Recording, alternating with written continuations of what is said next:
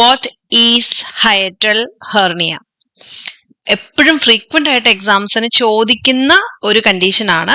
So gastro ഇൻറ്റെസ്റ്റൈനൽ system പഠിക്കുമ്പോൾ എപ്പോഴും ഓർത്തിരിക്കേണ്ടത് അതിൻ്റെ ഒരു കോൺസെപ്റ്റ് മാത്രം, അത് ഏത് പോർഷനെ അഫക്റ്റ് ചെയ്യുന്നു എന്നുള്ളത് മാത്രം ഓർത്ത് വെച്ചാൽ മതി.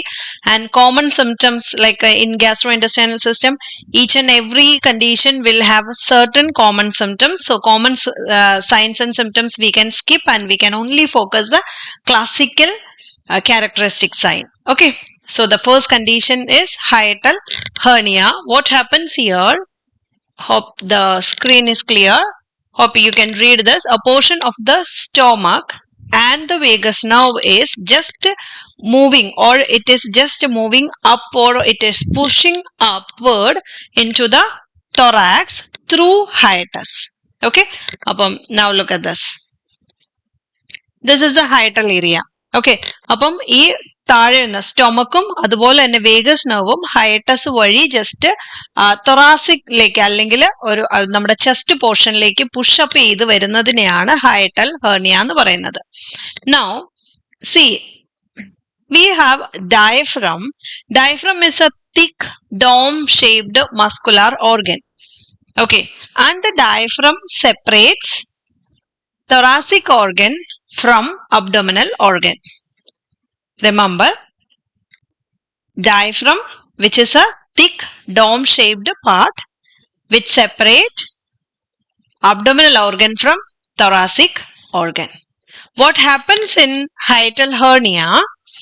The stomach and the vagus nerve, it is pushing upward through the hiatus.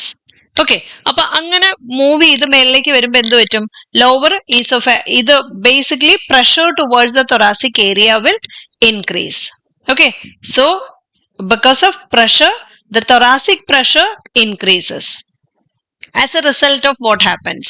Hiatal hernia is like a protruding, അല്ലെങ്കിൽ ഒരു പെർട്ടിക്കുലർ അനാട്ടോമിക്കൽ സ്ട്രക്ചർ വേറൊരു പാർട്ടിലേക്ക് പ്രൊട്രൂഡ് ചെയ്ത് വരുന്നതിനെയാണ് യൂഷ്വലി ഹെർണിയ എന്ന് പറയുന്നത്. ഇവിടെ ഹയറ്റൽ ഹെർണിയ എന്ന് പറയുമ്പോൾ the stomach and the vagus nerve is just pushing upward to thoracic area through hiatus. Okay, അപ്പോൾ അതുകൊണ്ടുള്ള സിംറ്റംസ് എന്തായിരിക്കും? ലോവർ ഈസോഫാജൈറ്റിസ് ഉണ്ടാവാം. Because continuously when there is a pressure or when it is pushing towards upward, always the gastric reflux will happen. So it causes lower esophagitis. As a result of that, there will be chances to get a heartburn and dysphagia. What is dysphagia? Difficulty in swallowing, and there will be chances to get a regurgitation.